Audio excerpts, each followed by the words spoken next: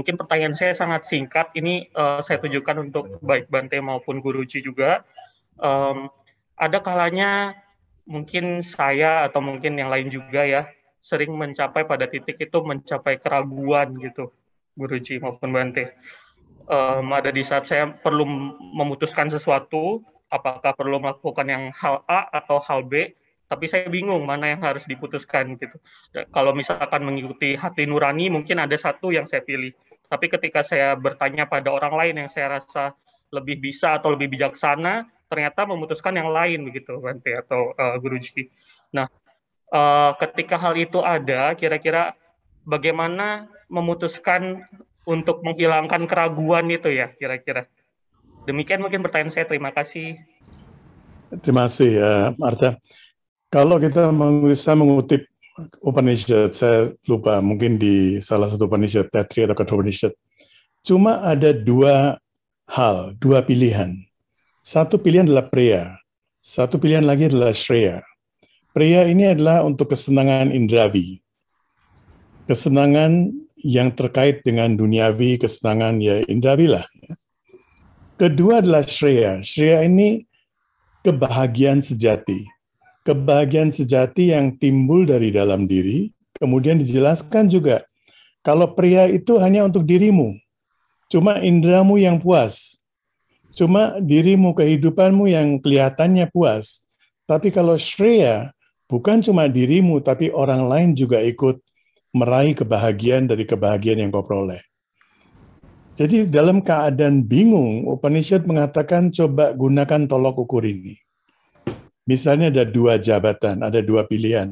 Saya mau kerja di perusahaan A atau B. Ini saya punya pengalaman sendiri. Saya pernah menjadi karyawan, kemudian menjadi pengusaha, menjadi industrialis. Pilihannya itu, menjadi industrialis pun pilihannya itu. Ketika saya mau membuat sesuatu ini adalah untuk Preya atau untuk Shreya, cuma membuat saya kaya, sehingga besok pagi saya bisa. Nah, mungkin yang Shreya ini tidak menghasilkan banyak uang, atau setidaknya kurang dari Preya, mungkin. Nah, di situ kita perlu dengan besar hati memilih, oke, saya milih yang Shreya, di mana lebih banyak orang yang teruntungkan. Misalnya saya berikan contoh. Kita memiliki 270 juta penduduk. Apakah kita membutuhkan robotisasi atau istilahnya?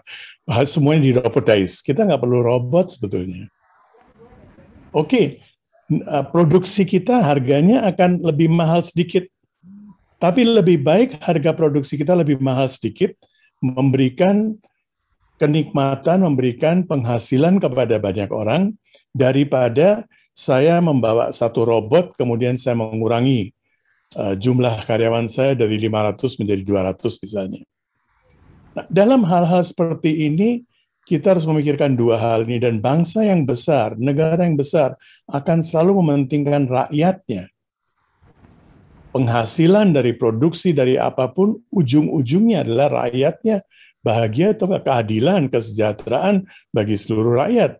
Pancasila, sila kelima. Itu adalah tujuan akhirnya.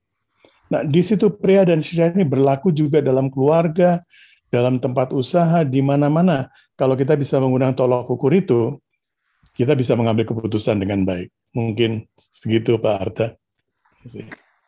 Terima kasih, Guruji. Mohon pandangan Bante mengenai pandangan Saudara Arta antara dilema memilih kasus A atau B, demikian Bante.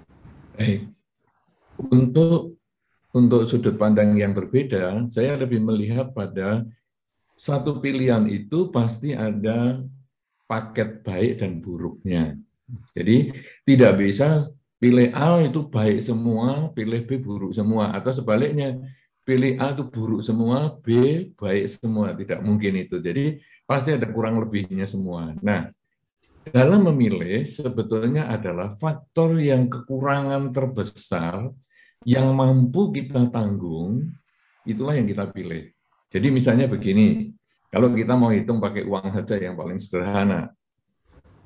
Saya ingin buka usaha modal 100 juta. Nah, kita jangan berpikir tentang nanti kalau 100 juta ini dalam 2 bulan jadi 150 juta, jadi 300 juta, jadi 100 sekian banyak lah.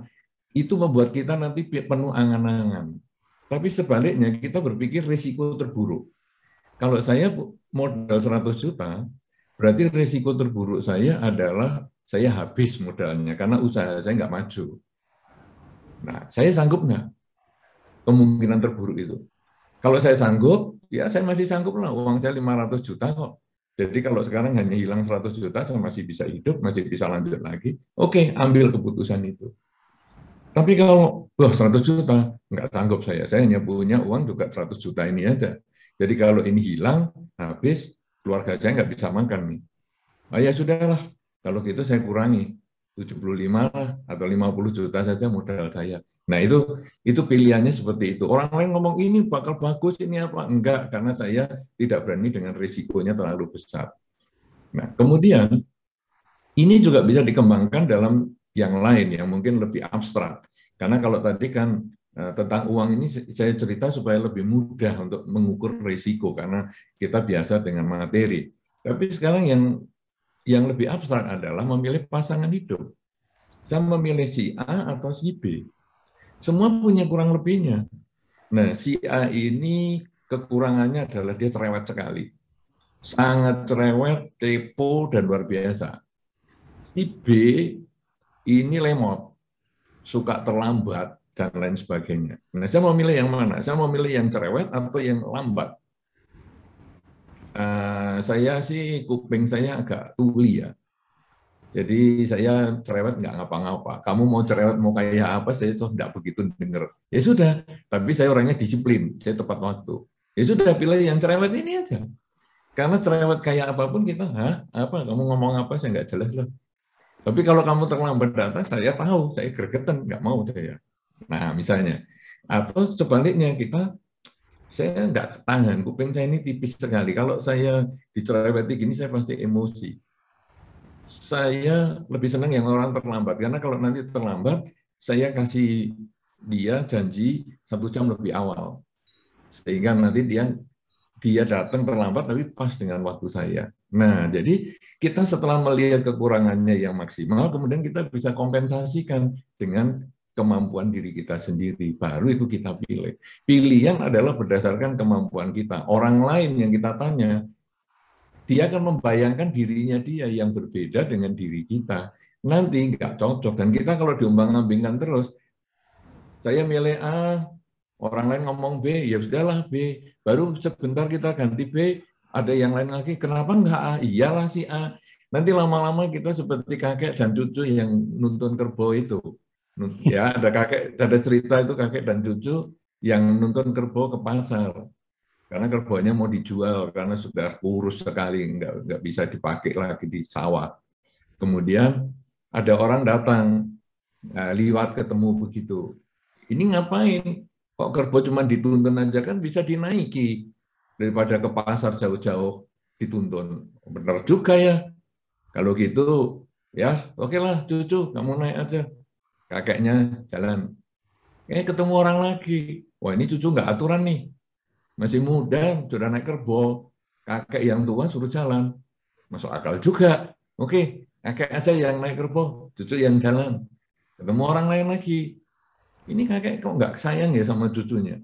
Dia kan sudah sering naik kerbau, umurnya kan sudah tua. Ngapain dia naik kerbau? Kan mestinya anak kecil yang suruh naik. Bingung. Ya sudahlah, dua-dua aja lah naik. Daripada disalahin lagi. Ketemu orang lagi. Ini orang dua ini ngapain nih? Kerbau sudah kurus dinaiki berdua lagi. Dan seterusnya, dan seterusnya, dan seterusnya. Kita diombang-ambing, akhirnya kita nggak bisa ngambil keputusan. Sama dengan tadi, dilema A atau B. Kita ngikuti orang lain terus nggak bisa. Orang lain hanya semacam referensi, tapi kelebihan dan kekurangan itu, mana yang sanggup kekurangannya? Kekurangan apa yang paling sanggup yang kita bisa terima, pilih keputusan itu. Apapun orang ngomong sudah, nanti kalau terbukti keputusan kita salah, nggak apa-apa, kita belajar lagi. Hidup ini kan hanya belajar. Kita kemudian belajar dari kesalahan, tadi yang saya sampaikan, masa lalu adalah sudah merupakan pengalaman yang baik, kita tingkatkan di masa sekarang. Yang buruk, kegagalan tadi, ya kita perbaiki saat ini. Dengan selalu hidup pada saat ini, akhirnya kegagalan-kegagalan itu akan kita perbaiki dan kesuksesan malah akan kita kembangkan. Begitu Pak Made Arta, mudah-mudahan bisa memberi manfaat. Terima kasih.